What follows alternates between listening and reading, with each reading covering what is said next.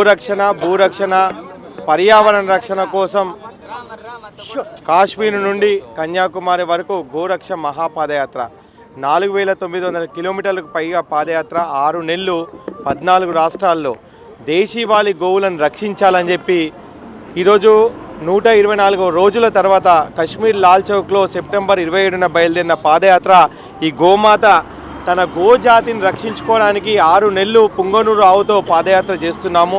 124 రోజుల తర్వాత ఇక్కడికి తిరుపతికి రావడం జరిగింది.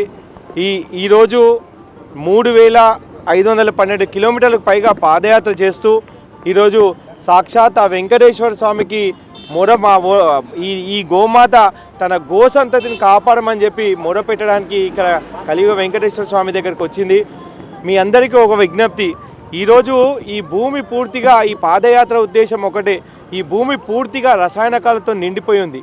రామాయణ మహాభారత కాలం నుంచి ఈ భూమిపై పంటలు పండిస్తూ వచ్చాం, కానీ భూమి పూర్తిగా రసాయనకాలతో నిండిపోయి బంజరుగా తయారైంది. మనం తింటున్న ఆహారం అంతా కూడా పౌష్టికత లేని ఆహారం. మన పిల్లలు, మనందరం పేద మధ్యతరగతి కుటుంబీకులం, మనకు కావాల్సింది ఆరోగ్యం. అందుకే కేంద్ర రాష్ట్ర ప్రభుత్వాలను అందరినీ కూడా ఆరోగ్యం కోసం ఢిల్లీలో అమిత్ షా గారిని, నితిన్ గడ్కరీ గారిని, అన్ని రాజకీయ పార్టీల నాయకులను, సాధులను, సంతులను కలుసుకుంటూ కావాల్సిన ఆరోగ్యం, ఈ భూమి సారవంతమైతేనే మనందరికీ ఆరోగ్యం వస్తుందని, ఈ దేశీవాళీ గోవులను గోహత్యలు చేయొద్దు, గోవును రక్షించాలి, అదేవిధంగా ఈ భూసారాన్ని పెంచాలంటే ఈ గోవుతోనే సాధ్యం అని చెప్పేసి ఈ గోరక్ష మహాపాదయాత్ర మేము చేస్తున్నాం.